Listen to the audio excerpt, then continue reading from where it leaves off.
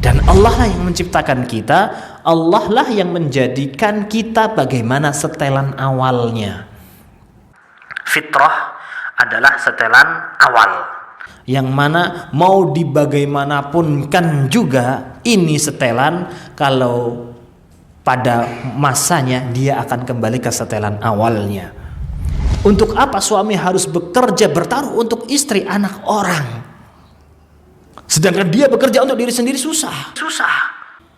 Belum lagi nanti si anak orang ini yang dia hidupkan, yang dia hidupi, dia hidupi, akan muncul anak juga yang makin susah, biayanya mahal.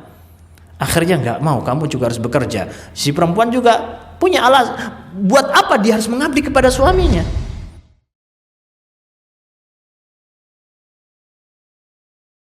Bismillahirrahmanirrahim. Bismillah. Assalamualaikum warahmatullahi wabarakatuh. Alhamdulillahi wa kafa, wassalatu wassalamu ala nabiyina al-mustafa wa ala alihi wa sahbihi wa man ihtada bihadihi ila yaumi yalqah. Ikhwatal Islam, azani Allah wa iyyakum. Sudah dibagi ya kertasnya? Itu sengaja nggak anak kasih terjemah biar menerjemahkan sendiri. Maksudnya ditulis poin-poinnya. Syahid dari ayat itu adalah ketika ayat Al-Quran itu berbicara, ada poin pokok yang menunjukkan inti pembahasan, itu yang disebut dengan syahid. Itu bisa digarisbawahi, tapi sudah anda tebelin sih lah kelihatan. Taibun, kalau memang mau pakai PDF aja bisa minta ke admin, karena ini ana share ke panitia dalam bentuk PDF juga. Tapi saran pribadi ana, mungkin untuk yang masih muda-muda, jangan dibarengkan dengan gadget sosial media. Karena segala hal yang berkaitan dengan pembelajaran kok digabungkan dengan gadget yang digunakan untuk bermedsos, akan kalah dengan medsosnya. Jadi kalau memang nggak modal beli kitab, ya udah modal device kedua khusus untuk belajar. Beli Android khusus, ya nggak usah perlu mahal-mahal. Ya yang ratusan ribu atau 1 juta cukup untuk buka PDF, untuk nonton YouTube kajian, untuk Zoom kajian, yang mana ketika kita di HP tersebut tidak akan ke distract dengan notifikasi yang lain. Jangankan anak-anak muda yang secara mental fokusnya belum terbentuk, bapak-bapak aja ketika mau nonton kajian Ustadz Syafiq masalan di Facebook, mampir dulu di marketplace itu bisa lama. Fitnah marketplace itu sangat besar. Apalagi kalau seandainya marketplace-nya di tengah, sebelum masuk geser ke marketplace ada video pendek. Oh, itu bisa berjam-jam itu. Bisa lupa sama kajian Ustadz Syafiq yang dicari. Atau bahkan di kajian Ustadz Syafiq kajiannya cuma 5 menit, kemudian digeser ke atas, video yang antah berantah, itu sudah bisa berjam-jam. Itulah kenapa lebih baik saran pribadi, karena memang sudah tidak terbendung ya keberadaan gadget dalam belajar, ya sudah, pisahkan mana gadget yang itu untuk sosial, untuk bermain-main, untuk hiburan, dengan gadget yang untuk belajar. Kecuali teman-teman yang memang alhamdulillah Allah berikan keutamaan berupa mampu fokus menjadikan HP hanya untuk belajar aja. Ada sebagian teman-teman yang seperti itu. Dia tidak begitu terganggu dengan keberadaan HP. Ada yang memang dia aslan tidak begitu suka dengan HP, tapi karena keharusan ada HP, akhirnya dia beli HP dan dia bisa fokus ketika buka Zoom, ketika buka PDF, ahsan. Tapi tetap yang terbaik akan kembali kepada kitab. Karena kitab kapanpun butuh, tinggal dicoret, tinggal dicari. Nah kalau PDF ketelingsutnya nggak tahu kemana. Belum lagi nanti kalau error, kehapus semua, hilanglah semua ilmunya. Kalau para ulama dulu kitabnya hilang, hafalannya masih. Sekarang HP-nya hilang, ilmunya juga berhenti. Allah musta'an. Ala kulli hal, ikhwatal Islam, pembahasan kita melanjutkan tentang serial belajar Islam kedua, berbicara tentang akidah. Kemarin kita sudah membahas tentang definisi dari akidah, yang mana menjadi pemersatu pengikat dari segala macam kemajemukan kebutuhan manusia. Harus ada pengikat yang kuat, yaitu pengikat terbaik adalah pengikat akidah al-islamiyah. Lalu pertanyaannya sekarang, kenapa kita harus berakidah? Kalau seandainya tujuan yang kemarin adalah agar kita bisa bersosialisasi, terikat satu sama lain, maka pertanyaannya, kalau kita nggak butuh bersosial, introvert misalkan, yang mana kalau ketemu orang, ketemu orang lagi, lebih baik mendekam di kamar. Pertanyaannya, apakah masih butuh akidah? Itulah pembahasan kita kali ini, kenapa harus berakidah dan kenapa akidah itu harus akidah Islamiyah. Akidah ini kan ikatan yang menunjukkan keyakinan. Bukankah keyakinan di seluruh dunia ini banyak sekali, bukan hanya Islam? Kenapa hanya Islam yang menjadi pembahasan kita? Maka pertama adalah ayat yang ana tuliskan di halaman pertama, fa'aqim wajhaka lid-dini hanifa. Arahkanlah, tegakkanlah wajahmu kepada agama yang hanif, agama yang lurus.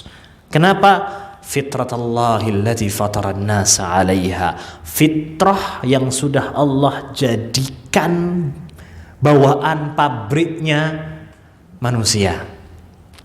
Dan Allah lah yang menciptakan kita, Allah lah yang menjadikan kita bagaimana setelan awalnya.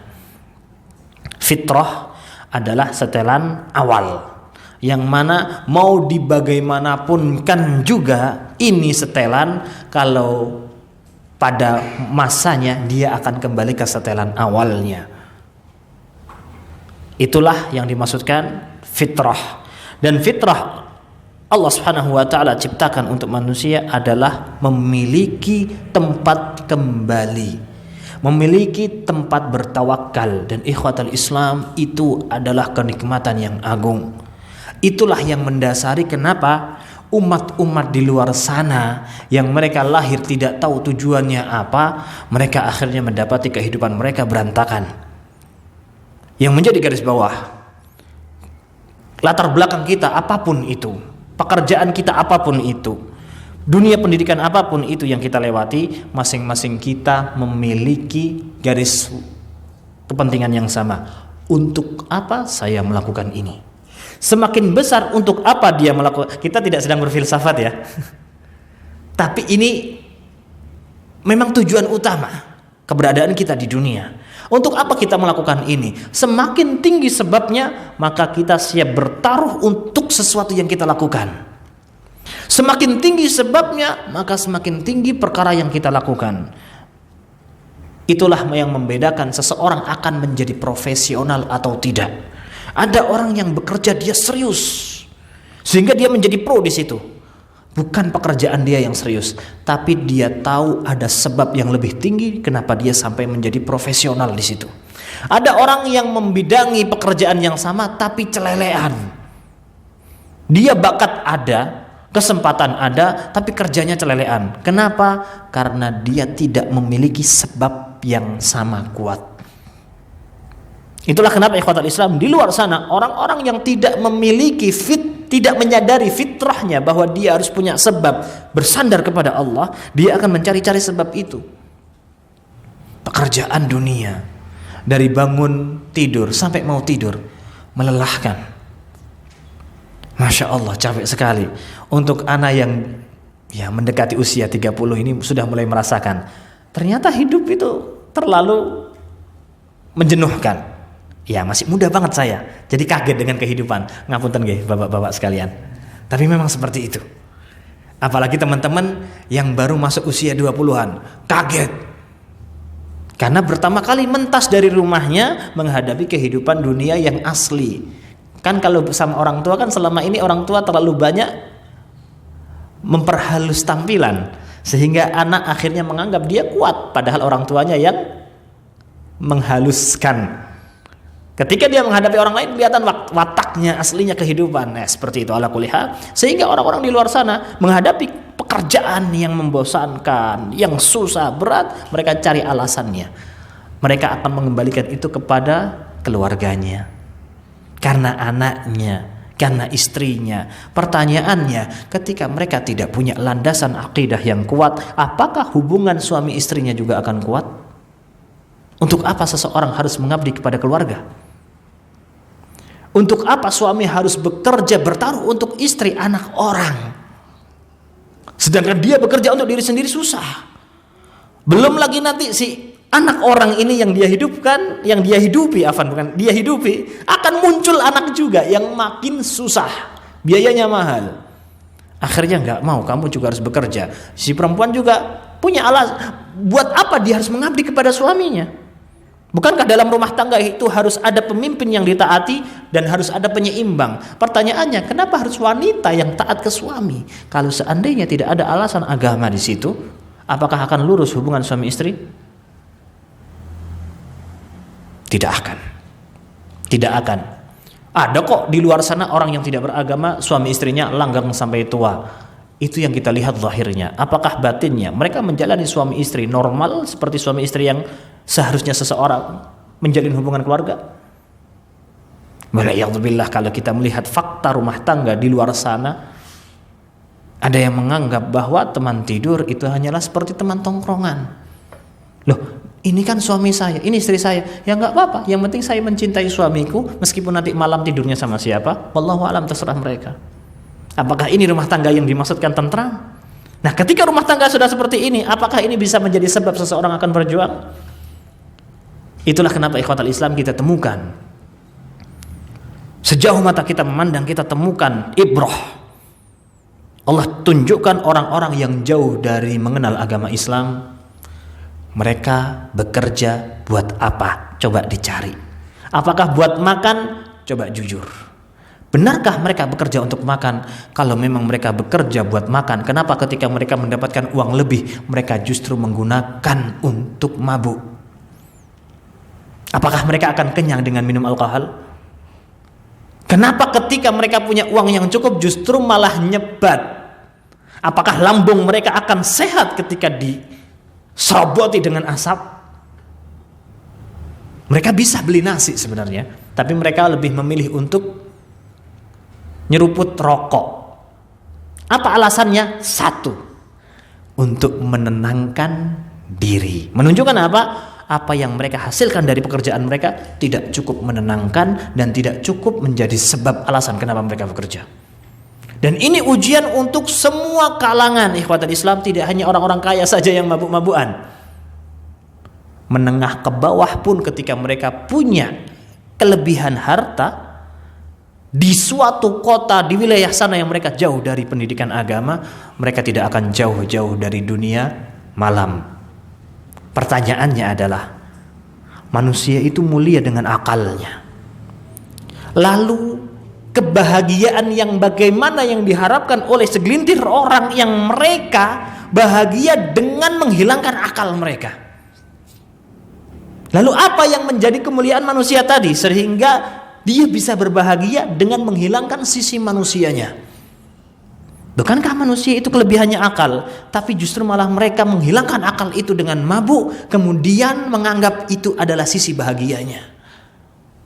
Kalau itu dilakukan oleh menengah ke bawah yang secara pendidikan kurang, mungkin bisa dimaklumi, karena segala hal kalau dinisbatkan kepada orang yang tidak tahu akan dimaklumi. Tapi ternyata ini dilakukan oleh menengah ke atas juga. Bisa dibayangkan, yang katanya dunia pendidikan yang maju, diakui, beradab di negeri barat, bahkan mereka menularkan pendidikan mereka ke negeri yang kita cintai ini seolah-olah mereka paling beradab. Kemana malam-malam hari mereka? Klub malam. Ngapain? Mencari wahyu ilahi? Atau bersemedi? Mereka mabuk menghilangkan akal mereka. Kenapa mereka melakukan itu? Untuk menutup hari itu agar mereka segera berjumpa hari esok, karena mereka sudah begitu suntuk menjalani hari-hari mereka. Wala'iyadzubillah, angka tertinggi bunuh diri di wilayah Asia Tenggara. Di wilayah mana? Di Asia Timur ya, di wilayah Asia yang sekitar Indonesia. Jepang ini masuk Asia Tenggara bukan? Bukan ya, maksudnya di Asia Timur ya, wilayah Asia. Jepang ternyata. Bukankah Jepang ini negara yang paling maju? dibandingkan dengan Indonesia yang rata-rata rakyatnya Abu Royid. Wallahi Indonesia jam 7 masuk, jam 7:15 masih ketemu mahasiswa di jalan. Ini mahasiswanya. Masalahnya yang ketemu dosennya. Abu Royid. Ya alhamdulillah hidupnya tenang ala kulli hal. Maka ikhwatal Islam, salah satu nikmat terbesar yang kita rasakan hari ini adalah ketika kita bangun pagi, kita tidak terlalu merasa tertekan, ada masalah apa hari ini, apa yang harus saya selesaikan. Kalaupun toh kita bangun pagi, yang pertama kali kita rasakan adalah kejenuhan, harus ngantor lagi. Itu kenikmatan. Kenapa? Bahkan perkara cuman berangkat ngantor, dia bosen. Masalahnya sesepele itu. Dan termasuk di antara kenikmatan kita adalah ketika kita ketemu sama teman kita, sapa assalamualaikum, dia nggak senyum, kita kepikiran. Itu menunjukkan betapa nikmatnya kita sampai memikirkan masalah yang sebenarnya bukan masalah. Masalah sesepele itu jadi pikiran kita, menunjukkan apa? Sebenarnya kita itu stabil-stabil aja hidupnya. Seperti orang yang punya motor, ketika keluar rumah dia menyesalkan, ya motor saya dikencingi kucing. Dia kepikiran, emosi, ya opo cara ngusir kucing. Dia tidak seperti orang di luar sana yang ketika buka pintu rumah, gimana caranya sampai ke tempat kerja tepat waktu karena nggak punya kendaraan. Dia kepikiran kenapa motornya dikencingin kucing. Masalah sesepele itu dia kepikiran, menunjukkan apa? Dia nggak punya beban pikiran. Dan itu mayoritas rakyat Indonesia. Dari mana ini buahnya? Dari besarnya tawakal kita sebagai seorang muslim dalam berakidah. Kenapa kita luruskan ini? Agar kita nggak kehilangan sebab tadi. Karena tidak sedikit kaum muslimin hari ini sudah mulai melupakan bahwa nikmat yang dia rasakan saat ini adalah nikmat keislaman tadi. Saya mukmin tapi saya tidak sebahagia itu. Ada dua kemungkinan. Pertama, sudah terlalu kotor dengan danas, dengan kemaksiatan, sehingga orang yang sakit tidak akan merasakan nikmatnya soto ayam, mie ayam Jember, masya Allah, atau mie ayam perapatan Mangli, enak itu, kecuali orang yang sakit. Begitu pula dengan nikmatnya iman. Kok saya tidak menikmati iman? Jangan-jangan sedang sakit.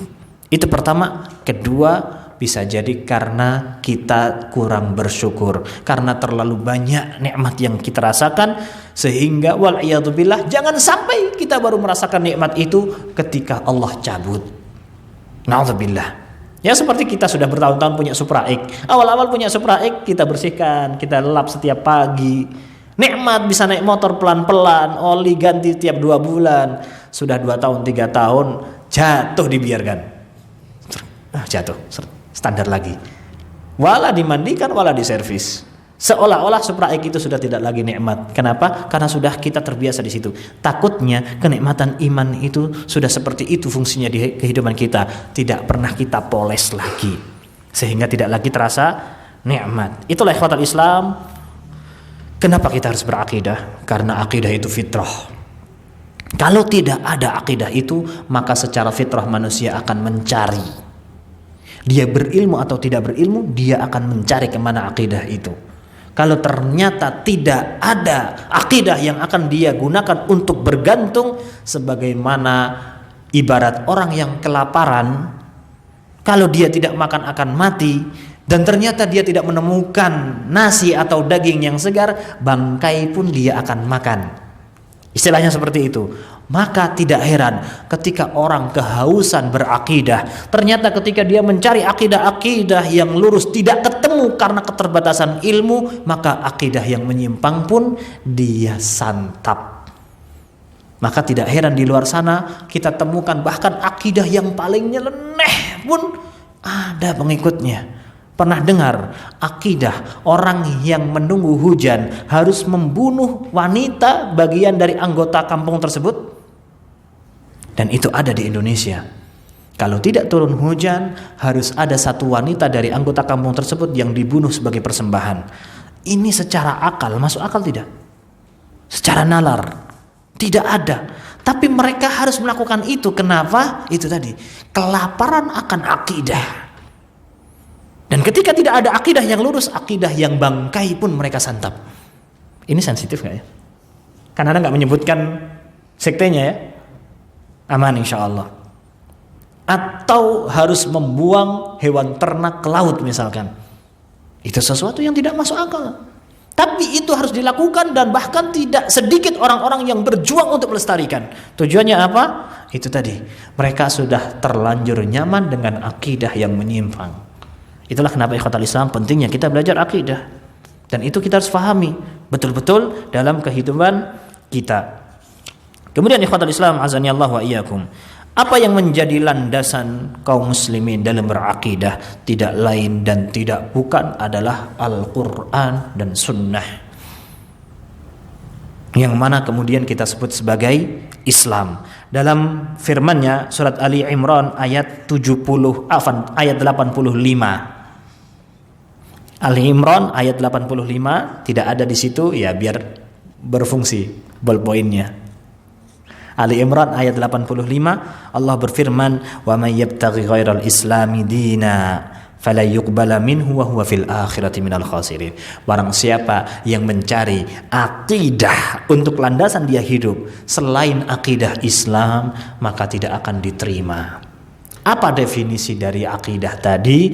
Di firman Allah yang lain pada surat Al-Anbiya ayat 25 Allah berfirman, "Wa ma arsalna min qablika min rasulin illa nuhi ilaihi annahu la ilaha illa ana fa'budun." Tidaklah aku mengutus sebelummu seorang rasul pun kecuali aku akan wahyukan kepada mereka, sesungguhnya tidak ada Tuhan selain Allah atau selain aku, kata Allah, maka sembahlah aku. Maksudnya apa? Semua ajaran para nabi menyeru kepada pengesaan Allah, dan itulah yang dimaksud dengan Islam. Maka sebenarnya ikhwatal Islam, agama yang kita sebutkan dari berbagai agama yang ada, kita akan temukan bahwa agama itu akan dikembalikan kepada negerinya, atau negara, atau agama itu akan dikembalikan kepada siapa pencetusnya, atau tokoh agama pertamanya, atau agama pokok keyakinannya akan disebutkan ke tokoh agamanya atau apapun, kecuali Islam.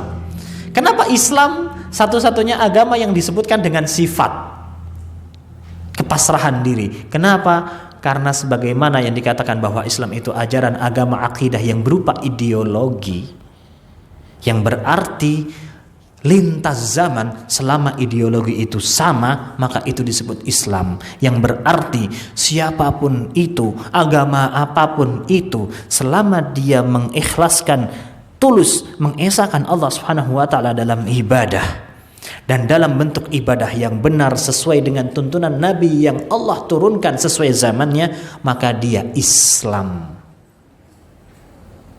Maka pengikut Nabi Isa adalah Islam, pengikut Nabi Musa adalah Islam. Ya, jangan disalahartikan tapi ya. Oh, jangan-jangan anak liberal ini mengislamkan semua agama. Saya ulangi, semua pengikut Nabi Musa alaihi salatu wassalam adalah Muslim, Islam. Tapi kalau ada orang yang ngaku-ngaku pengikut Nabi Musa tapi nggak beriman sama Taurat, Taurat beriman apa? Taurat berkata ketika nanti ada Nabi akhir zaman ikuti Nabi itu. Kok dia nggak ikut? Ya berarti dia nggak ikut Tauratnya. Ya jangan ngaku-ngaku sebagai pengikut Nabi Musa. Nah ketika tidak ngikut sama Nabi Musa, lalu Nabi Musa yang menurunkan Allah, ya berarti bukan Islam. Begitu pula ketika umat Nabi Isa diturunkan Allah Subhanahu wa taala, mereka mengisahkan ibadah kepada Allah Subhanahu wa taala semata, kemudian mereka mengikuti utusan yang Allah turunkan agar ibadah mereka memang benar seperti yang dicontohkan, yang diinginkan Allah, maka mereka Islam. Sampai akhirnya mereka enggan untuk mengikuti kalam nabinya. Keengganan itu bisa jadi karena kesombongan, karena ternyata nabi yang baru datang ternyata dari Arab, bukan dari wilayah mereka, bukan dari kabilah mereka, atau karena ketidaktahuan mereka, ternyata kitab mereka sudah tidak original. Maka sudah tidak bisa dikatakan Islam.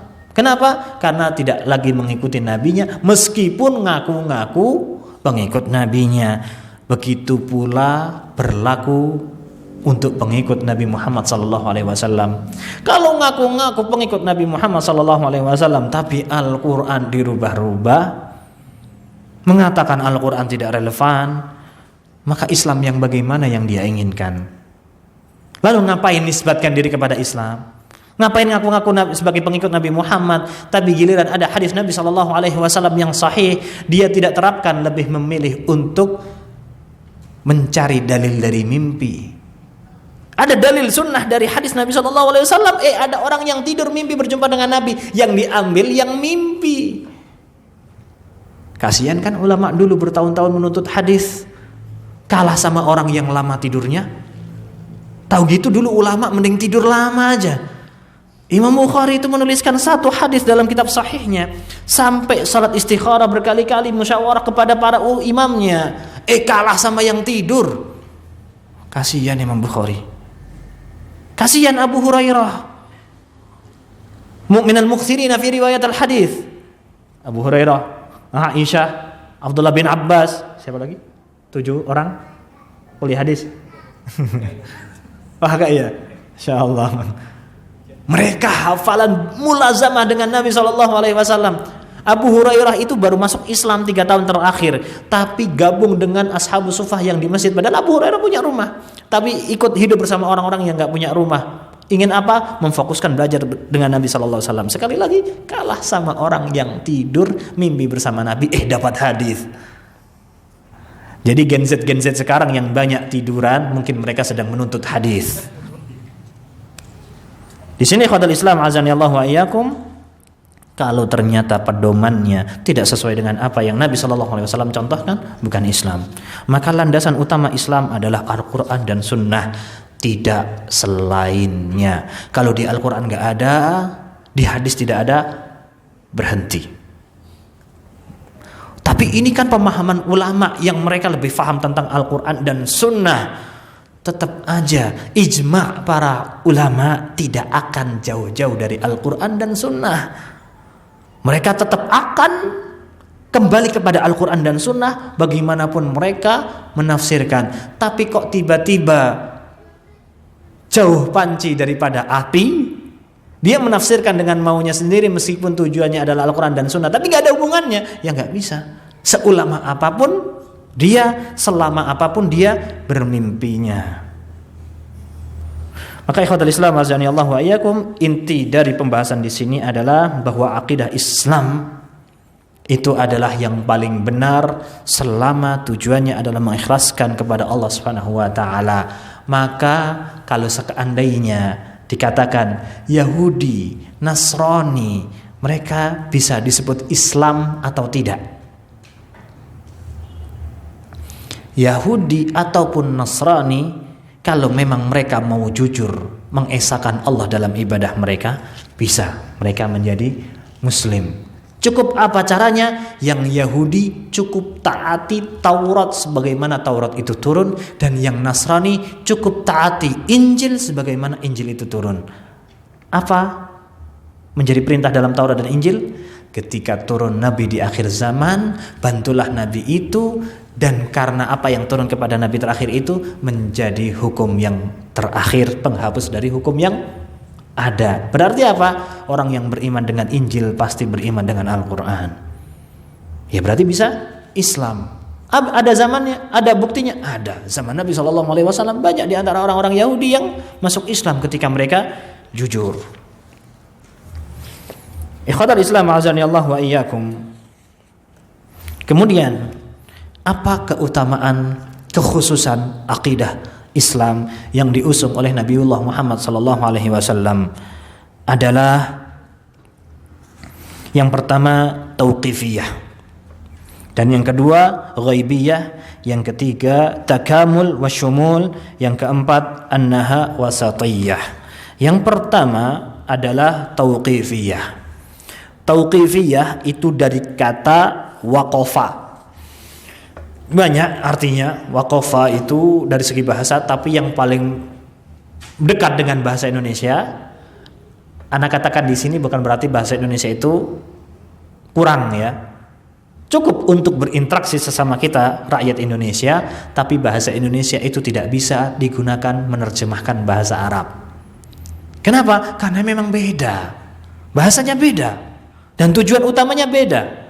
Tujuan bahasa Indonesia digunakan untuk interaksi rakyat Indonesia yang baru merdeka 70 tahun. Sedangkan bahasa Arab itu diturunkan untuk berbicara tentang hukum agama Al-Quran. Sehingga tujuan utamanya sudah berbeda. Dan bahasa itu masing-masing digunakan untuk tujuan masing-masing. Seperti bahasa wilayah daerah ya, yang mana digunakan untuk interaksi antar sesama anggota daerah tersebut. Gak heran pada suatu masa bahasa itu akan lenyap, akan hilang. Kenapa? Bukan karena penduduknya tidak melestarikan, karena fungsi bahasanya sudah gak ada. Ada beberapa bahasa yang sudah mulai hilang. Contohnya bahasa Osing. Ada yang pernah dengar? Ada ya. Bahasa Osing itu suku Banyuwangi asli. Saya, bisa dikatakan saya ini Laros, lari Osing, atau Osing Deles. Osing asli, bapak saya, kakek saya, buyut saya orang asli Osing. Tapi bahasa Osing saya dengan bahasa Jawa Inggil saya lebih bagus Inggilan saya. Kenapa demikian? Karena saya merantau. Dan lambat laun bahasa Osing ini tidak dikenal kecuali oleh orang-orang pedalaman Kota Banyuwangi saja. Bukan karena anak mudanya tidak melestarikan, karena memang secara fungsinya sudah tergeser. Buat apa harus menghidupkan bahasa Osing kalau hanya bisa difahami oleh orang kampung saja? Ketika kita ke Jember, yang paham orang-orang Madura saja pakai bahasa Madura, ya lebih difungsikan bahasa Madura. Bukan tidak mau melestarikan bahasa Osing, tapi nggak kepake. Dan itu tujuan bahasa diciptakan. Nah, ketika ada bahasa Indonesia, kita tidak bisa paksakan bahasa Indonesia itu akan mampu menjabarkan bahasa Arab, karena beda fungsi. Maka ini kenapa sebagai bentuk disclaimer ya, karena urusan bahasa ini fanatiknya banyak di luar sana. Kebetulan saya S2-nya juga pendidikan bahasa. Ada orang fanatik di sana yang menjunjung tinggi tentang bahasa. Maka saya katakan di sini, bahasa Indonesia tidak akan mampu menerjemahkan bahasa Arab karena perbedaan fungsi masing-masing hal tadi. Contohnya adalah waqafa itu tidak bisa diterjemahkan. Tapi arti yang paling mendekati waqafa adalah berhenti. Bisa juga berdiri. Kenapa berdiri disebut waqafa atau berhenti? Karena orang yang berdiri nggak bergerak. Kalau dia bergerak disebut sara atau masya, berjalan. Ketika dia berhenti dengan berdirinya, maka disebut sebagai waqafa. Dan ini yang paling dekat, atau berhenti, atau yang disebut dengan tawakkuf atau tauqifi adalah stop di situ, kamu nggak boleh kemana-mana. Itu yang dimaksudkan dengan akidah tauqifiyah adalah akidah yang hanya boleh difahami sesuai dengan apa yang Rasulullah SAW sabdakan, sesuai dengan yang Allah firmankan saja.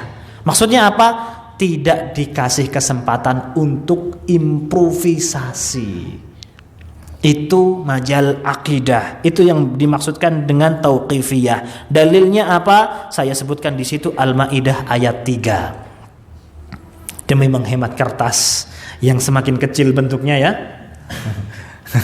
Masya Allah, antum searching aja Al-Maidah ayat 3 atau buka mushaf Al-Maidah ayat 3. Al-yawma akmaltu lakum dinakum wa atmamtu alaikum ni'mati wa raditu lakumul islam madina. Sudah aku sempurnakan agama ini, jangan diotak-atik lagi. Jangan ditambah-tambahin lagi. Jangan dipanjang-panjangin lagi. Boleh ditambahi tapi bukan Islamnya, tapi wasilah menuju Islamnya. Mengingat orang-orang yang tinggal di Jember kalau mau belajar ke Masjid Ar-Rahmah ya cukup berpikir mau bawa buku apa. Tapi kalau orang-orang yang di luar Jember mau datang ke Ar-Rahmah belajar agama, dia harus mikir naik kendaraan apa. Apalagi kalau dari Jakarta, dia harus menghitung tiket jam berapa dan anggaran berapa. Anggarannya tidak hanya untuk beli buku yang bagaimana, tapi anggarannya untuk beli tiket, makan, tempat tinggal lebih banyak. Wajar. Begitulah dengan kita. Semakin jauh kita zamannya dari Nabi SAW, maka kita butuh kendaraan. Yaitu apa? Ilmu-ilmu penunjang. Seperti ilmu hadis harus ada mustalah, harus ada ashabur ruwat kita pelajari. Kalau di fikih ada usul fikihnya. Kemudian kalau dalam tafsir ada qawaid tafsirnya, dan semua itu dibangun sebelum sampai ke sana harus bisa bahasa Arab. Kok banyak? Itu enggak apa-apa, karena memang semakin jauh jarak kita dengan Nabi, butuh kendaraan semakin banyak. Harus belajar nahwu, harus belajar shorof, harus ngapalin mufrodat dan sebagainya. Itu yang boleh ditambah. Tapi akidahnya sendiri, Islamnya sendiri tauqifiyah, nggak boleh ditambah. Sudah sempurna dari Nabi SAW, dari Allah yang diturunkan kepada Nabi SAW. Itu yang dimaksudkan dengan tauqifi. Sehingga Nabi SAW menekankan man ahdatsa fi amrina hadza ma laysa minhu fahuwa ruddun. Barang siapa yang membuat hal-hal yang baru dalam perkara agamaku, fahuwa raddun, maka itu tertolak. Sing sabda Nabi aja dinyek. Mudah-mudahan ada yang menonton ini. Untuk orang-orang yang mudah mengejek tentang man ahdatsa fi amrina hadza, ini hadis dari Nabi. Oh isone mung hadis kuwi, alhamdulillah daripada ora sama sekali. Nah ini yang menyampaikan Nabi. Jauh lebih baik kita tahu hadis ini saja kemudian dipegang teguh daripada sudah taunya cuman hadis ini kemudian dinyek. Waliyahzubillah. Kalau memang nggak suka sama orang-orang yang dakwah fahuwa raddun, ya jangan dinyek hadisnya. Kan itu hadisnya sahih. Atau nanti ada yang mengatakan kullu bid'atin dhalalah. Kalau memang nggak suka sama dainya yang ngomong kullu bid'atin dhalalah, ya benci dainya aja. Jangan benci hadisnya. Dari mana hadis ini? Dari Nabi SAW. Oh, isone meng hadis kuwi, ya berarti memang dainya yang emang nggak banyak ilmunya. Tapi jangan menghina kata bid'ahnya. Bid'ah. Lah, istilah bid'ah itu dari siapa? Dari Nabi SAW. Tolong jangan sensitif ya. Man ahdatsa fi amrina hadza ma laysa minhu fa huwa raddun, maka dia akan tertolak. Kemudian khasaisul aqidah al-islamiyah yang kedua adalah ghaibiyah. Ini adalah perkara ghaib. Ghaib itu dari segi harfiah artinya tidak ada atau tidak kelihatan. Kalau dalam bahasa Arab man ghaba anna, yang enggak ada bareng kita, ghaib berarti ya dia enggak sama kita. Atau kalau dalam bahasa kita sudah menjadi ya, ada istilah hadir, ghaib. Itu sudah menjadi bahasa Indonesia ya. Ghaib orangnya ngilang. Ujung-ujung katanya sakit. Nah, ini ghaib ini.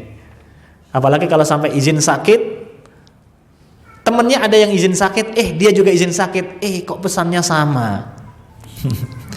Afan, ana harus menemani saudari ana sakit. Kemudian di bawahnya lagi, Afan, ana harus menemani saudari ana sakit. Dulure podo-podo loro apa piye? Atau saudarinya bersama. Minimal kalau Kopas itu diedit. Sama-sama goib, kok nggak ngedit? Kan minimal kalau ngakali itu modal ya. Masya Allah. Yang dimaksudkan dengan gaib tadi adalah nggak kelihatan atau lawan kata dari ada. Yang dimaksudkan apa? Pembahasan akidah ini adalah pembahasan yang nggak kasat mata, tidak nampak gaib. Yang berarti ya udah kita nggak tahu apa-apa. Pembahasan tentang akidah ini berbicara tentang Allah Subhanahu wa taala yang kita tidak pernah tahu. Selain apa yang Allah beritakan. Sekarang Allah paling tahu tentang zat dirinya, Jalla wa ala. Dan kemudian manusia yang paling mengenal Allah adalah Rasulnya. Kemudian Allah berbicara tentang dirinya di Al-Quran. Ya udah, kita cukup beriman, gak butuh nolak-nolak. Kayaknya ini bukan Allah deh. Pernah ketemu? Pernah pulang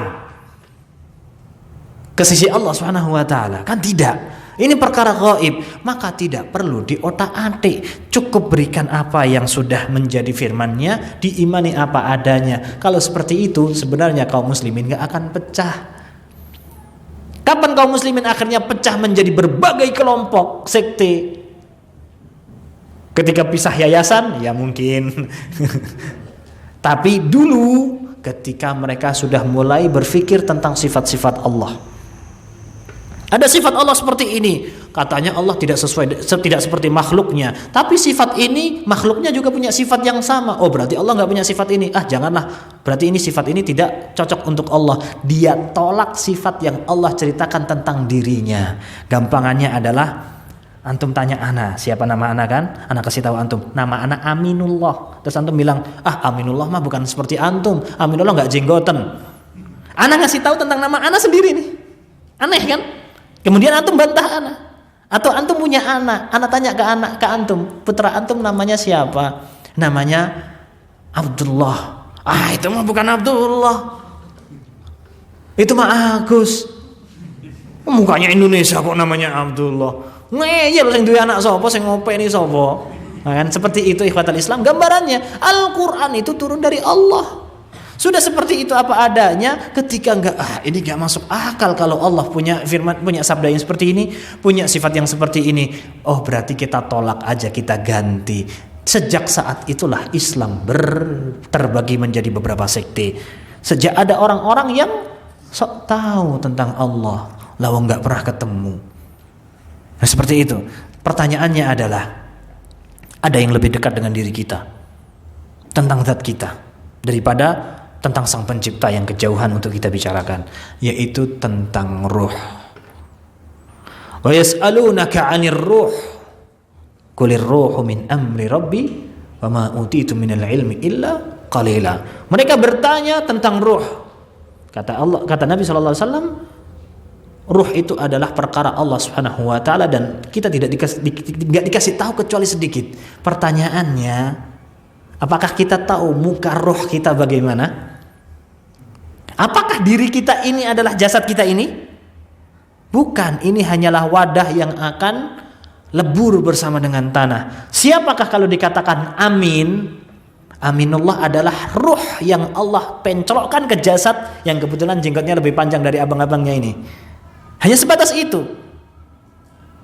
Siapa amin yang aslinya? Adalah rohnya. Bahkan amin sendiri nggak tahu bagaimana wajah rohnya. Ketika dia bercermin, yang dia lihat hanyalah wadah dari ruh tadi.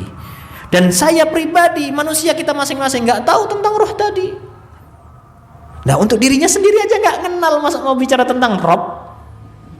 Hatta dokter yang sudah bertahun-tahun belajar tentang kedokteran, ketika jasad ditinggalkan rohnya, tidak ada sebab apapun, apa diagnosanya? Serangan jantung. Kenapa serangan jantung? Jantungnya berhenti. Kenapa jantungnya berhenti? Ya serangan jantung. Nggak punya back. Padahal kalau dari segi ghaibiyah jelas. Kenapa kok jantungnya berhenti? Rohnya dicabut. Ya tapi kan nggak ada konsep hissiyahnya, maka dikatakan dengan bahasa kedokterannya serangan jantung. Maka dalam hal ini khotul Islam secara ghaibiyah, ya udah, karena kita nggak tahu apa-apa, nggak kelihatan, pasrah aja sama yang ngasih tahu tentang perkara ghaib tadi. Apa dalilnya? Alif lam mim dzalikal kitabu la raiba fihi hudal lil muttaqin alladzina yu'minuna bil ghaib. Beriman tentang ilmu ghaib dan akidah, semua berbicara tentang ghaib, berbicara tentang Allah ghaib, berbicara tentang Al-Qur'an ghaib. Kenapa? Karena kita hanya tahu tentang Al-Qur'an apa yang kita pegang saja. Kita nggak tahu kitab-kitab sebelumnya. Suhufi Musa, kita tahu? Nggak tahu. Ada yang mengatakan Taurat dengan Suhuf Musa itu berbeda. Suhufu Ibrahim kita nggak pernah sampai kepada kita. Injil, ya sesuai dengan apa yang kita yakini dari Al-Quran, Injil hari ini tidak pernah kita tahu di mana yang asli, karena di masa itu nggak ada yang menghafalkannya. Kemudian kitabnya, kitab Zabur, kemudian kitabnya nabi-nabi terdahulu. Jangankan kitabnya, para rasulnya pun kita nggak tahu. Para rasulnya yang hanya kita tahu adalah 25 saja namanya, dan kita nggak pernah berjumpa dengan mereka. Jangankan dengan 25 rasul, dengan Nabi Muhammad SAW saja kita hanya tahu tentang ghaibnya saja, ceritanya saja di sirah nabawiyah, kita tidak pernah berjumpa. Mudah-mudahan kita semuanya berjumpa di haud. Amin. Ketika Nabi bersabda bahwa rasul itu ada 313 atau 300 sekian orang, kemudian nabinya ada ratusan ribu, sekian puluh ribu, sekian puluh ribu. Berarti kemungkinan ada nabi yang orang Jember. Masalahnya apakah kita tahu yang mana? Gak tahu. Karena ma min qaumin illa bu'itsan nabi. Setiap ada kaum pasti di situ ada nabinya. Kita nggak tahu nabi apa yang diutus ke tanah Jawa, ke Jawa Timur, ke negeri Belambangan. Kita nggak tahu. Nabi yang bagaimana, kitab yang bagaimana, itu semuanya ghaib. Ya udah, kita percaya aja apa adanya. Tidak perlu kita otak-atik, apalagi sampai pakai akal. Oh ini nggak masuk akal. Lawang akal kita saja sudah terbatas. Jangankan memahami tentang konsep yang begitu susahnya, kita memahami konsep awal, kita tahu ya apa itu awal, tapi awal yang tidak ada sebelumnya. Kebayang nggak? Atau akhir yang tidak ada setelahnya. Kebayang nggak? Mungkin nggak ada awal, tapi sebelumnya itu nggak ada apa-apa. Atau akhir yang mana di akhir setelahnya itu sudah nggak ada apa-apanya. Kenapa? Secara akal kita, segala hal yang berawal pasti sebelumnya ada sesuatu yang memulai, sehingga ada dikatakan awal dari sesuatu. Atau dikatakan akhir dari sesuatu, pasti akan ada yang kemudian mengulangi awal setelah akhir tadi. Itu akal kita. Kita tidak terbayang sesuatu yang akhir akan berhenti. Pertanyaannya, misalkan kita nanti di akhirat, kemudian kita akan selamanya di sana tidak akan berakhir. Masuk akal tidak? Seterbatas itu akal kita untuk berbicara kepada hal-hal yang berkaitan dengan gaib. Ya udah, cukup pasrahkan sesuai dengan dalil, karena akal kita nggak sampai. Apalagi kalau sampai menciptakan konsep kehidupan sendiri tanpa berdalil. Al-Quran yang kamu punya itu cuman permukaannya saja. Kita harus memahami apa yang tersirat dari Al-Quran. Allah, bagaimana akan memahami apa yang tersirat dari Al-Quran? Lawang zahirnya aja nggak pernah dibaca. Loh, saya nggak butuh zahirnya. Ya, saya sudah yakin sama Allah Subhanahu Wa Taala. Gimana mau yakin? Bahasa Arab aja nggak bisa.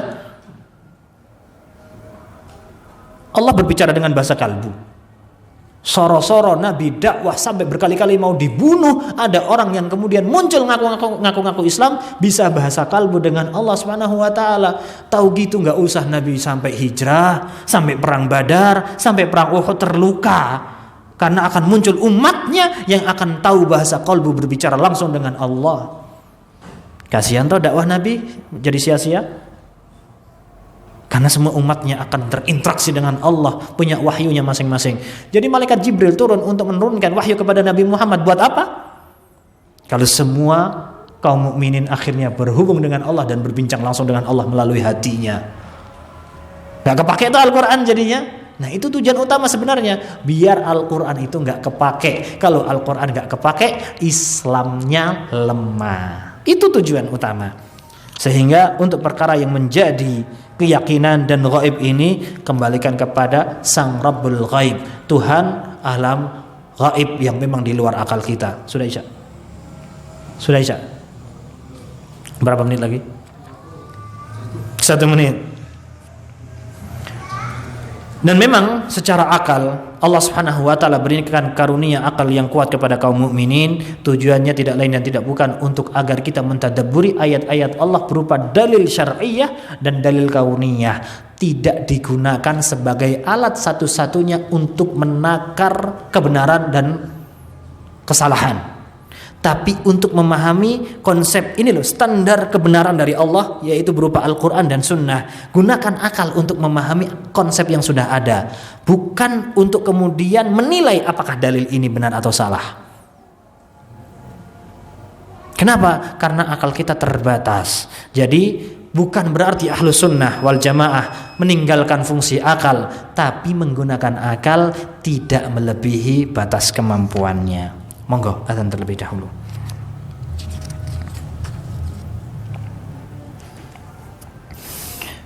Kekhususan akidah Islamiyah yang ketiga adalah dia syumuliyah atau menyeluruh, berbicara tentang konsep kehidupan manusia secara detail dan lengkap.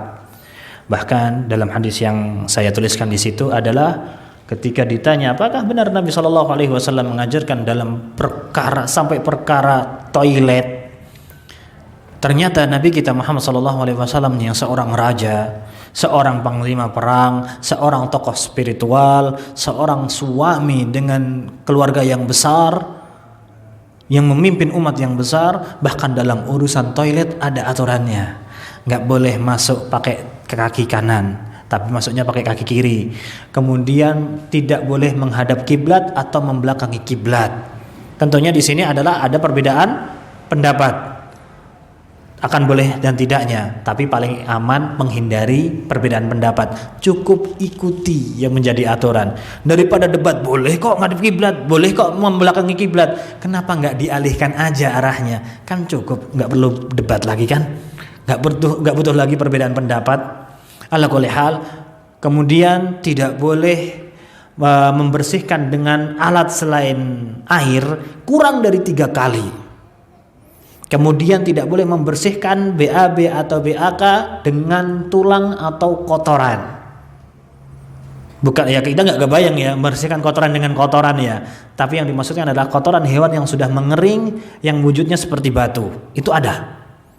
Orang-orang yang mungkin sering tinggal di sawah menemukan bahwa ada yang bisa mengeras ya di antara kotoran-kotoran sapi. Itu tidak boleh digunakan untuk bersuci. Bagaimana membersihkan sesuatu dengan suatu hal yang kotor? Begitu pula dengan tulang, itu tidak boleh. Tidak boleh kurang dari 3 benda. Jadi kalau ada batu, ya 3 batu. Ada 3 daun, ya harus dengan 3 daun.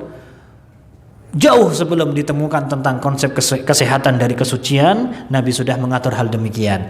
Itu yang dimaksudkan dengan syumul, secara menyeluruh. Tidak hanya berbicara tentang bagaimana dia hidup, untuk apa dia hidup. Bahkan Islam berbicara sebelum manusia dilahirkan kedua orang tuanya. Jadi tidak ada istilah kata buat apa saya dilahirkan. Orang yang faham tentang akidah Islamiyah yang lurus, dia tidak akan bilang kepada anaknya, nyesel ibu melahirkan kamu. Dan tidak akan lagi ada ucapan dari anak, saya juga gak pernah minta dilahirkan sama kamu. Itu gak ada dalam konsep akidah. Kenapa? Si ibunya gak bisa minta anak yang gimana, si anak juga nggak bisa minta orang tua yang bagaimana. Anak pengen dapat orang tua yang kaya raya, hartanya melimpah, ilmunya ketat, orang tuanya tapi santai. Pilihannya ima kaya tapi agamanya kurang, atau agamanya kuat tapi berarti hidupnya nggak santai, karena orang yang belajar agama dengan ketat nggak akan slow hidupnya. Atau dia memang pengen hidup yang slow, santai, berarti ekonomi dan ilmu agamanya juga akan slow. Itu sudah sunnatullah. Nggak bisa slow, santai, kemudian apal Quran, cena.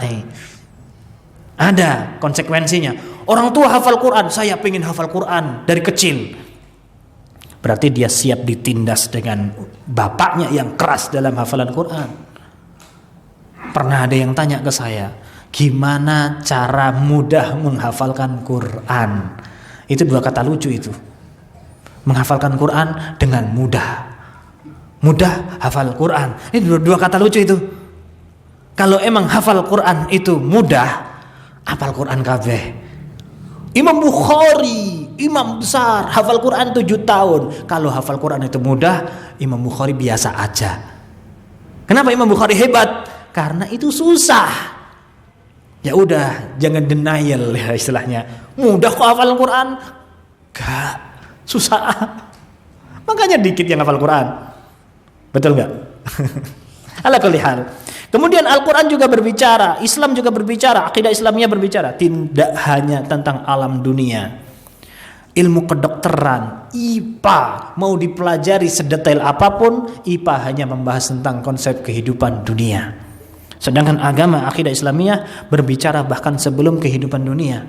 Ada kehidupan ruh, bahwasanya kita itu sudah diciptakan sebelum kelahiran kita. Yang dilahirkan oleh ibunda kita hanyalah jasad.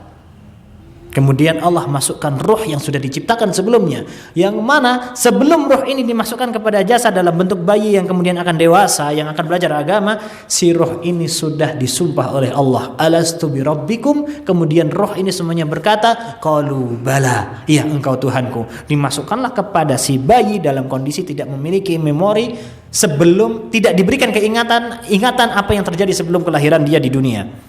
Kemudian diuji dengan kehidupan dunia. Ada kehidupan sebelum kita dilahirkan di dunia ini. Kemudian ada alam barzakh, alam pemisah antara kehidupan dunia dengan kehidupan akhirat. Jadi nggak ada lagi yang kuntilanak penggentayangan. Ibu meninggal pulang setiap malam Jumat. Yes, itu ya istilahnya ya nemu dari mana gitu loh. Ya.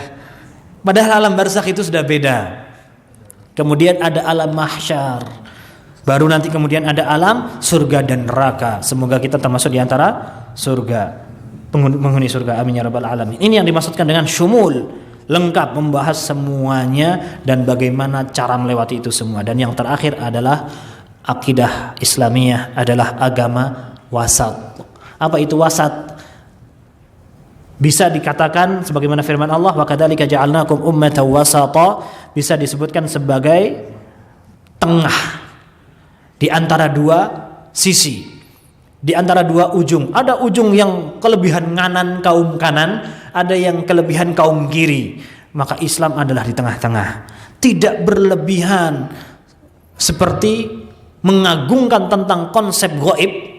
Bahkan manusia yang tidak berhak untuk diangkat sebagai manusia gaib pun diangkat-angkat menjadi manusia gaib. Manusia biasa, tapi diangkat seolah-olah dia maha mampu dalam urusan gaib, menuhankan manusia. Ini berlebihan.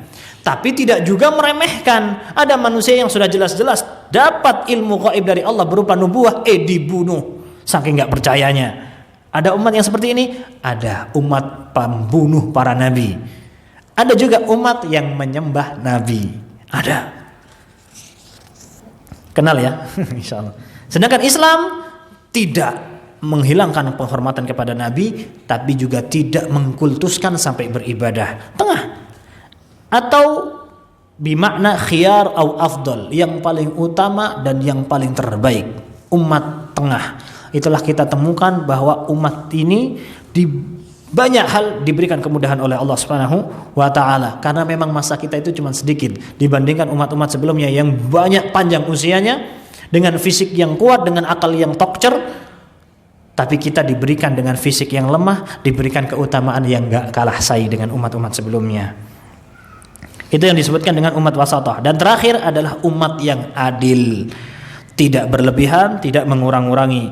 Wa kadzalika ja'alnakum ummatan wasata, yakni a'dalahu, yang paling adil, tidak berlebihan, tidak bermudah-mudahan. Semoga apa yang kita sampaikan ini bisa kita ambil faidahnya, dan semoga kita bisa lebih mengenal apa sih itu akidah, buat apa kita berakidah, seberapa besar dampak hidup kita dengan akidah ini.